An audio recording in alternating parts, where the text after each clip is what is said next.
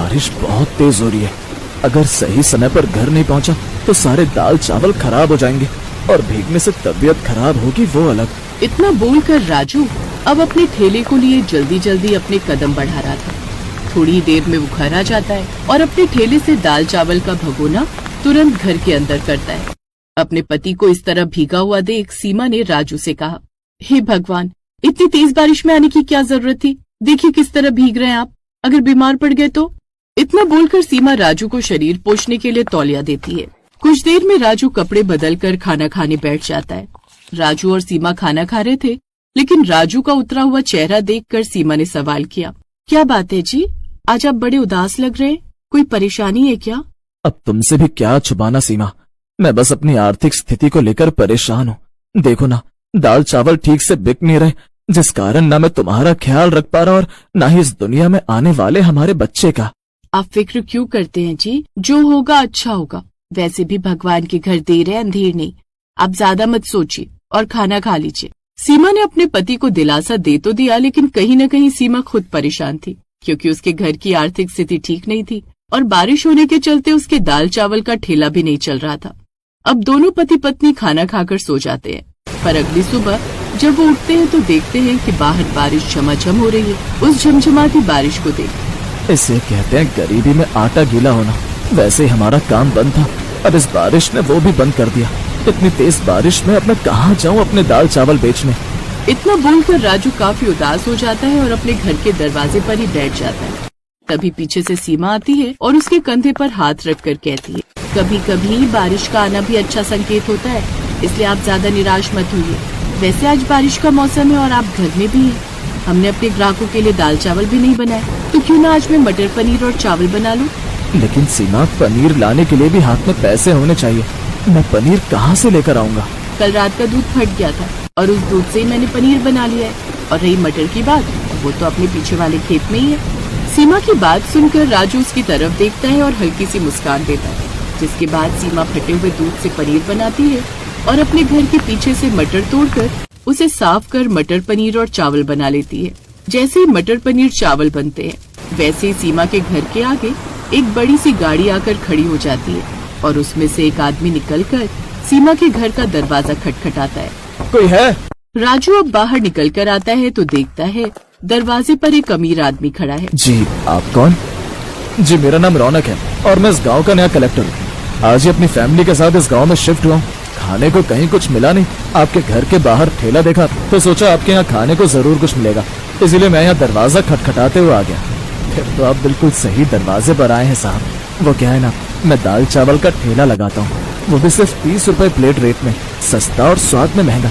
लेकिन आज बारिश ज्यादा हो रही है, जिस कारण मैंने दाल चावल नहीं बनाए। राजू और रौनक दोनों आपस में बात कर ही रहे थे कि तभी सीमा बाहर आती है और बाहर की सिचुएशन देख उन दोनों के बीच में बोलती है, आज हमने दाल चावल नहीं बनाए, लेकिन हमने मटर पनीर चावल जरूर बनाए हैं। अगर आप चाहें तो मैं आपके लिए पैक कर सकती। सीमा की बात सुनकर रौनक उसका जवाब सर को हाँ में हिला कर देता है, जिसके बाद सीमा मटर पनीर चावल पैक कर उस आदमी को पकड़ा देती है, जिस पर रौनक उन्हें 500 रुपए का नोट पकड़ाता है। अरे साहब, मेरे पास 500 का छुट्टा नहीं है। कोई बात नहीं, तुमने मेरी इतनी मदद की, इसीलिए इसे अपनी टिप समझकर रख लो। इतना बोलकर रौनक वहाँ से चला जाता है, तो वहीं राजू और सीमा उस 500 रुपए को देखकर खुश हो जाते हैं। अब अगले दिन जब राजू अपने दाल चावल का ठेला लेकर बाजार में जाता है, जहाँ आज भी उसकी बिक्री नहीं होती, तभी वहाँ रौनक आता है और राजू को एक सलाह देते हुए कहता है, भाई साहब, अगर आप मेरी माने तो आप दाल चावल को छोड़कर मटर पनीर चावल का ठेला लगाना शुरू करिए। आपकी पत्नी के हाथ में मटर पनीर चावल में जो स्वाद है वो इस दाल चावल में नहीं। अगर आप मटर पनीर चावल का ठेला लगाएंगे तो आपकी बिक्री काफी अच्छी होगी। रौनक की बात सुनकर अब जब राजू शाम को घर जाता है तो सारी बात अपनी पत्नी को बताता है। उस भाई साहब ने बिल्कुल सही कहा है, अगर हमने मटर पनीर चावल का ठेला लगाया तो हमारी बिक्री काफी अच्छी होगी। लेकिन सीमा, हमारे पास इतना पैसा नहीं कि हम पनीर ला सके, और तो और घर में दाल भी इतनी रखी हुई है। अगर हमने दाल चावल बेचना बंद किया तो हमारी दाल बर्बाद हो जाएगी। हम दाल चावल का ठेला बंद नहीं करेंगे, आप दाल चावल का ठेला लगाइए और मैं मटर पनीर चावल का काम संभाल लेती हूँ। लेकिन इतने पैसे आएंगे कहाँ से? राजू की बात सुनकर सीमा अपनी बहन को फोन करती है और उससे कुछ पैसे उधार ले लेती है और उस उधार लिए पैसे से वो कुछ पनीर और एक ठेला खरीद लेती है। अब अगले दिन से राजू और सीमा दोनों ही अलग अलग जगह अपना ठेला लेकर निकल जाते हैं। जहाँ राजू की बिक्री कम हो रही थी, तो वहीं बारिश में भी सीमा के मटर पनीर चावल काफी अच्छे बिक रहे थे। सीमा बहन, सच में तुमने मटर पनीर चावल बहुत अच्छे बनाए। बहुत कम समय में तुमने अपनी जगह बना लिया यहाँ पर। भाई साहब बिल्कुल ठीक कह रहे हैं बहन जी।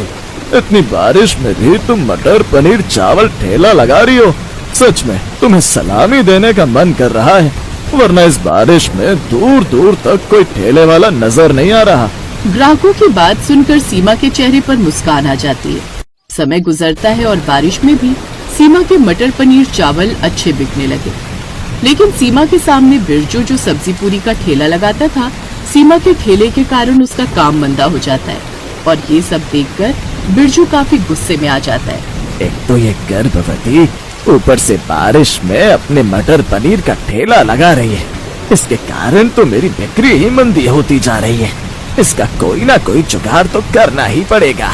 इतना बोलकर बिरजू गुस्से में तमतमाता हुआ अपना ठेला लेकर वहाँ से चला जाता है।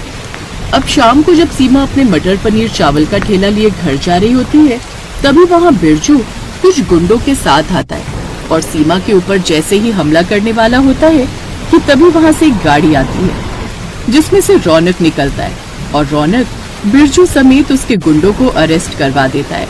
आपका बहुत बहुत शुक्रिया भाई साहब, अगर आज आप नहीं होते तो न जाने ये लोग मेरा क्या करते। कोई बात नहीं, आपने मुझे भाई कहा है और अब मैं अपने भाई होने का फर्ज अच्छे से निभाऊंगा। इतना बोलकर रौनक वहाँ से चला जाता है। तो वहीं अब सीमा अपने मटर पनीर का ठेला लगाया करती और उसकी बारिश में भी काफी अच्छी बिक्री होती। समय गुजरता है और गुजरते समय के साथ अब सीमा और राजू की आर्थिक स्थिति धीरे धीरे ठीक होने लगती है और कुछ समय बाद राजू अपने दाल चावल का ठेला बंद कर अपनी पत्नी के साथ ही काम करना शुरू कर देता है।